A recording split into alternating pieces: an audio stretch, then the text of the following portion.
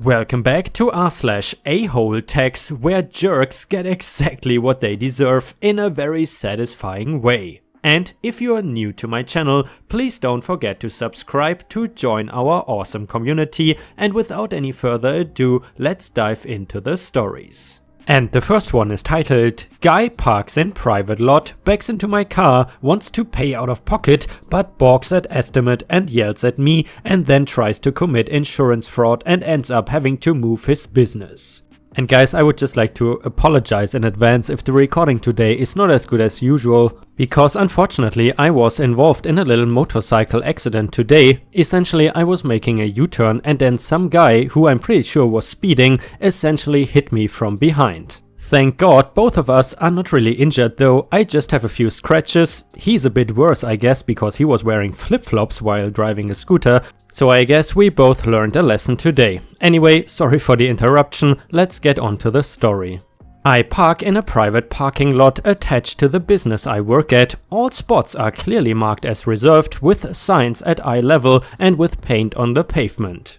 A man, let's call him CS because he had a huge chip on his shoulder, had recently opened a business nearby. This man was an aggressive, rude type of person and was just generally unpleasant. Unless he was speaking to people he deemed worthy, like other business owners. One day he parked in one of our reserved spots and managed to back into my tiny car with his giant truck.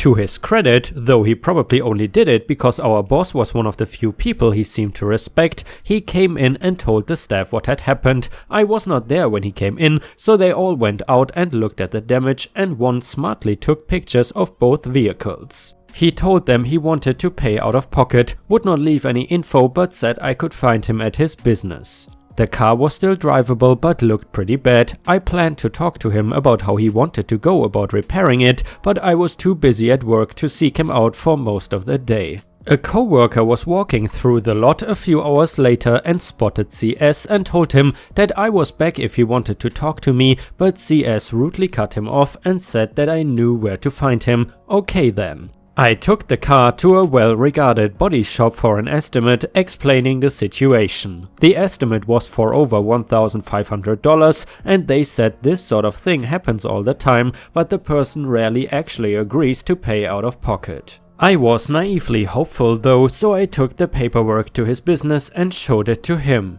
As soon as he saw the quoted amount, he started screaming at me in front of his employees, calling me a con artist trying to get a payout. He grabbed the paperwork from my hands and demanded we go look at my car so he could point out what a liar I was. We walked/marched to the lot where I was parked and he started pointing at the dent, calling me a liar, saying I must have told the body shop that he was responsible for way more damage than his one little dent. The entire back door was crunched in. I somehow managed to keep my cool, although I was shaking by this point, and insisted that he was only responsible for the damage he had caused, so eventually he just said that he wasn't paying it and I was going to have to call my insurance, and he stormed off. I went inside my business and told them what had happened. They could see that I was shaking and near tears, so he was immediately banned from the premises, and he also tried to come in about a month after this whole thing was resolved and was told to get the F out and never use our parking lot again or you will regret it.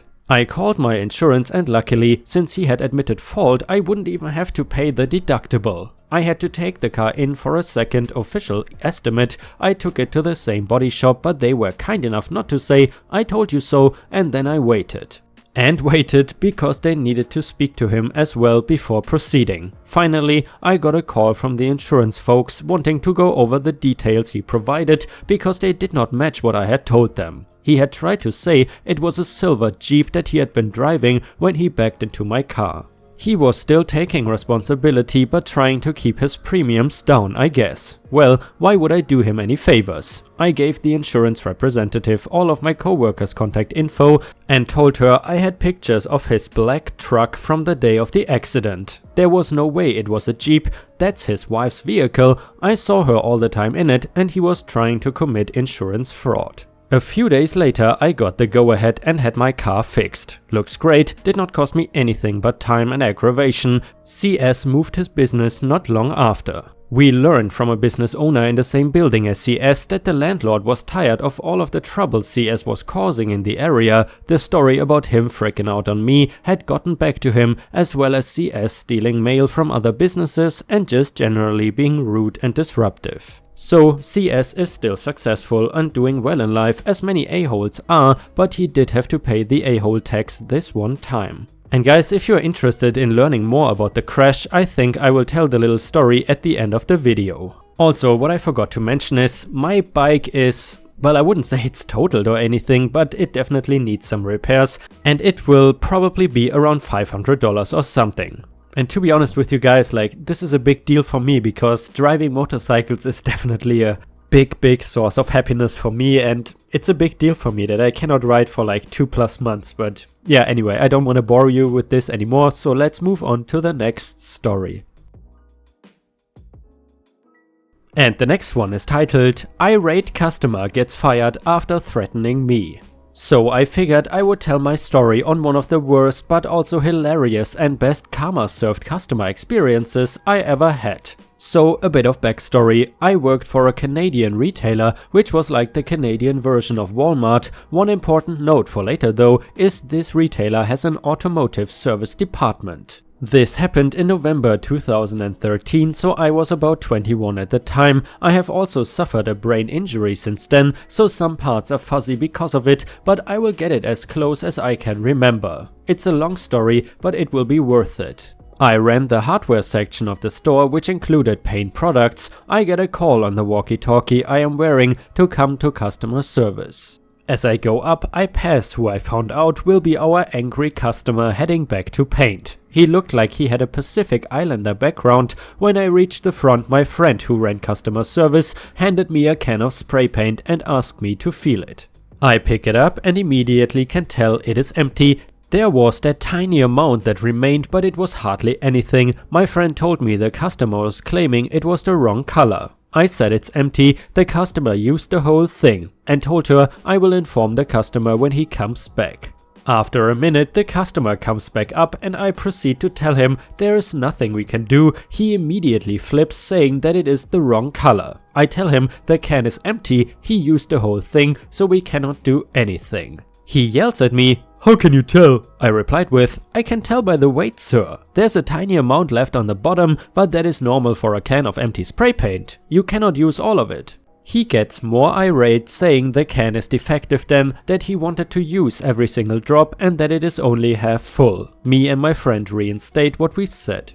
That the can was empty and that there's nothing we can do. If he wanted to use every drop, he will have to take the issue to the company who made the can, because we were not gonna take an empty can of spray paint back. I was getting rather annoyed at this point too. He then starts yelling at me, "Stop giving me this effing attitude. You're being unreasonable. I want to use every single drop. Stop being an a-hole and stop being unreasonable." He just kept repeating that again and again, slamming his fist into the counter. I had enough of him and said, "If you're just gonna swear, sir, you can get out of the store." And then his tone changed, but not in the way you may think.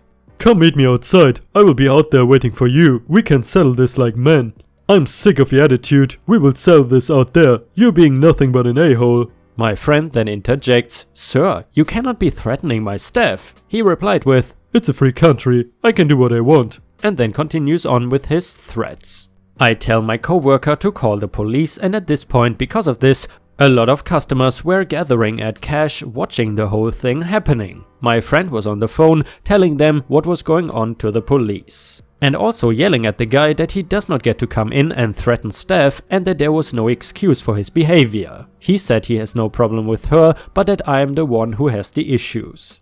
I took over the cash register, trying to keep customers going through with their purchases, while this customer continued on with his tirade of threats and poor customer service. Every customer gave me that look that says, "He's such an ass, you don't deserve that." Out of the corner of my eye, I see one customer talking to the irate man, and I can hear him say, "Listen buddy, this worker is not being unreasonable. I can hear you and only you from the other side of the store. You're the one who's being unreasonable." But he denies it, saying that I was the unreasonable one and an a-hole. This one other nearby customer then seemed to snap. This guy was big. Maybe over 6 feet tall, well over 280 pounds, he yelled, "You do not threaten this worker. If you do, I will take you out there and wipe your ass on the concrete myself." That is when the guy finally goes quiet. It keeps getting better. He seems to give up and grabs his belongings to leave, where my friend said, "You cannot leave, sir, the police are on their way." He did not listen and walked out. I took a deep breath. Normally when I get angry I shake, so to most people it would look like I was shaking because I was upset. A second later 2 cops walk in and I inform them the customer just walked out. But as luck would have it, the customer came back in that second, for what reason I'm not too sure, and I pointed him out to the cops as well as several customers. The cops quickly grabbed him and put cuffs on him, which surprised me. I could hear him say, "What did I do? I didn't do anything." But another customer suddenly yelled out, "How does that feel now, a-hole?" So they take him outside to their cruiser and I could see them talking to him as he sat in their backseat and him shaking his head angrily in denial. After a few minutes one of the cops come back in and the one says, "He's denying everything he says, but he wants to make an apology." I tell my friend she can go out if she wanted. I had little patience left to go see him face to face. So she goes out and when she comes back she said he was crying and in tears, saying how sorry he was, but he added, "But I'm not apologizing to him." To which she said the cop told him to shut up. So the cop said they are not gonna press charges and did not give me the option of pressing any of my own. I firmly believe everyone should be held accountable for their actions, so I would have pressed them if they asked.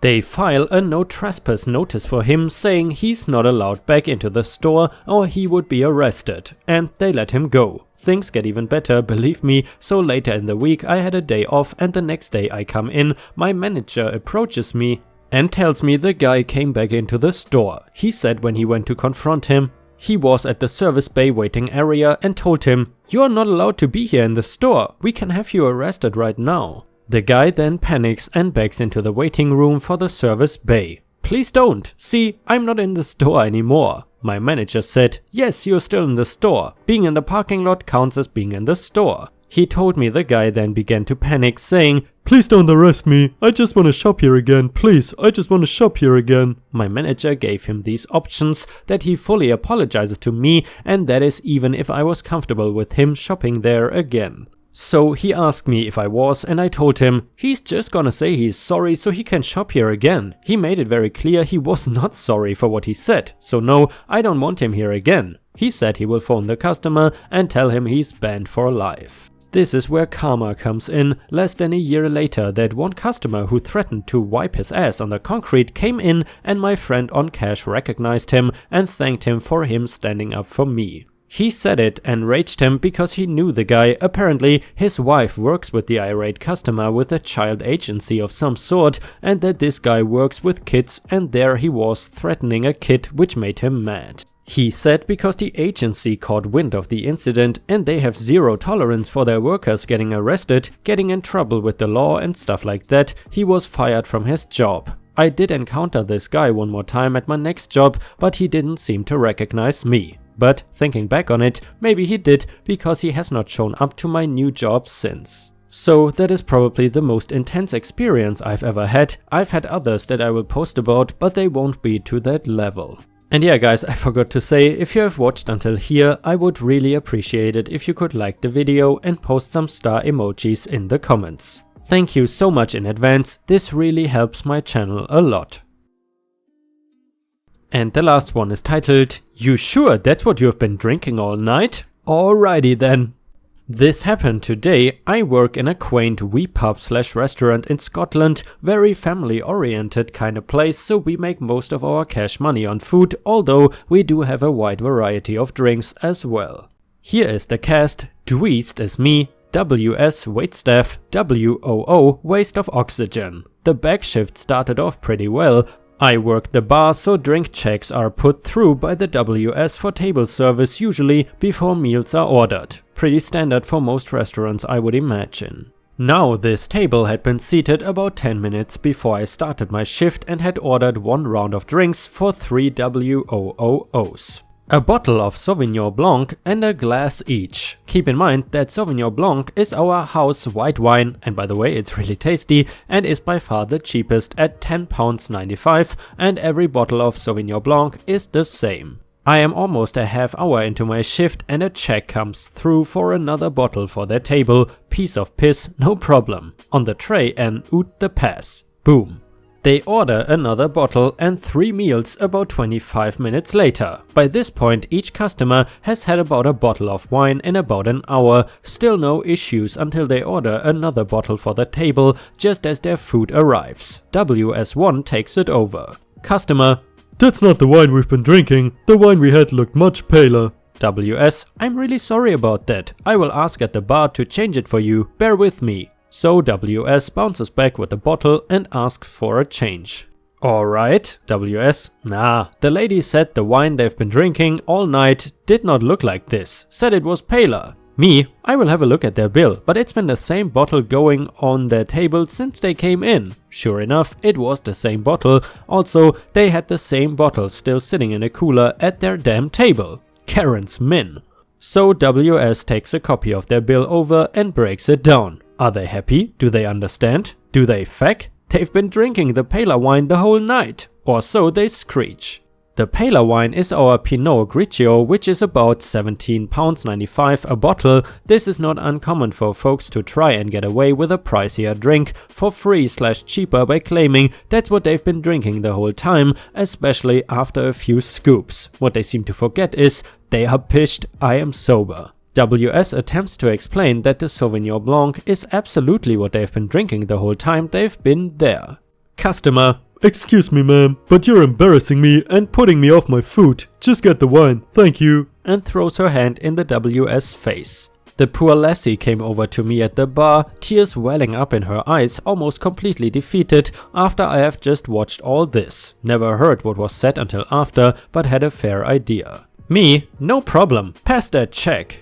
I went back on the till, changed every bottle of wine they had ordered to the more expensive one since they were certain that that is what they'd been drinking, and ramped their bill up by what we call in Scotland a metric F-ton. They ordered an extra bottle for after their meal and asked for the bill at the table. I told WS if there was any issues concerning the price to come and speak to me. All 3 people were boiling mad and came screeching over like their feet were made of polystyrene, but were made to pay since that is what they'd been drinking the whole time they had been here, and even took the courtesy of showing them their previous bill again, reminding them of the money they had saved if they had just remained civil and not berated my staff. It is the little things. So guys, I hope you enjoyed the stories for today. Once again, sorry, I know the narration wasn't as good as usual. So now if you are interested in my little crash story, then you can stay for a while. If not, I would just like to say thank you very much for watching and I hope to see you again tomorrow. So anyway, I will basically narrate this without much editing. Essentially, I was eating something in the morning and then I was about to drive to the exhaust shop because actually I bought a new exhaust yesterday and I was trying to pick up my old one today. And honestly, now the sound was just perfect. I was really happy while riding. So basically, I am very close to the shop. I look at my Google Maps, so I stop on the left side of the road, and then I noticed I missed the exhaust shop by around 100 or 200 meters, so I decide to do a U-turn. And what you should know is, I drive extremely defensive. I am really careful. I'm not some kind of hooligan rider or something. Before I make a U-turn,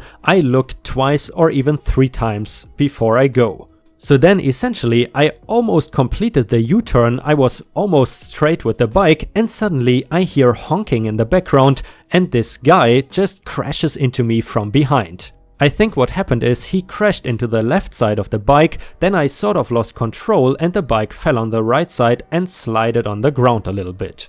Even more funnily enough, around 100 to 150 meters away, there was a sort of mini police station, so the police essentially arrived in like 2 or 3 minutes. Of course, the first thing I did was call JB so she can come, and essentially the police was pretty nice and the guy also seemed like a nice guy. However guys, to be honest with you, doing this kind of U-turn there is absolutely legal and there's no line on the street or anything that would prevent a U-turn. However, in the eyes of the police, I am at fault here because apparently he had the right of way, and for some reason that gives him the right to just crash into me and go away without having to pay anything.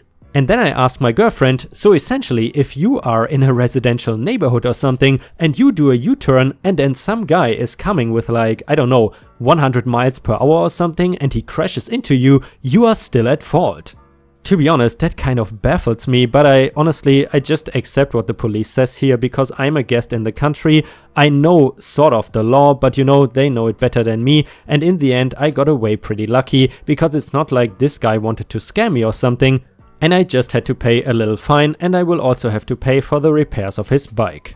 Also, both of us are not really injured too badly. I think his foot was not looking so good because he was wearing flip-flops, and thankfully I was wearing a jacket, jeans and normal shoes, so I just have a few bruises and a huge, how do you call it in English, like a boil on my leg because I got hit there with his scooter. But you know, for me, as I said before, like just riding the motorcycle is a big source of my happiness. Like it really, you know, makes me calm down and makes me just really happy, you know. But if I'm lucky, I can ride again in like 1.5 or 2 months, so it's not too bad. I just hope they don't find any bigger damage with the engine or something. So far it seems to be mainly cosmetic, and like the gear changer is a bit screwed up, and apparently the front forks are a bit bent, so they need to replace that. So all in all, the repairs should be around $500 to $600 all combined. So I guess that's not too bad, but obviously it's still a pile of cash to pay. It's just, you know, guys, it's fascinating to go from one moment you are absolutely happy, like I was really happy to ride, it was so much fun, and then just boom, gone from one moment to the other. But anyway, I guess that is just the risk you have to take if you drive in a country like this, which admittedly does have some of the most dangerous roads in the world. So yes, please don't be too concerned about my health. It seems fine so far. I just have a few bruises and it kind of hurts a little bit to walk, but I guess that is because of the bruises. I hope the video was not too bad today, and thank you so much for listening. I know that probably a lot of people are not really interested in that, so sorry if I bored you. But once again, thank you so much for listening and for watching. You guys are really the best. Thank you so much for being a part of this community.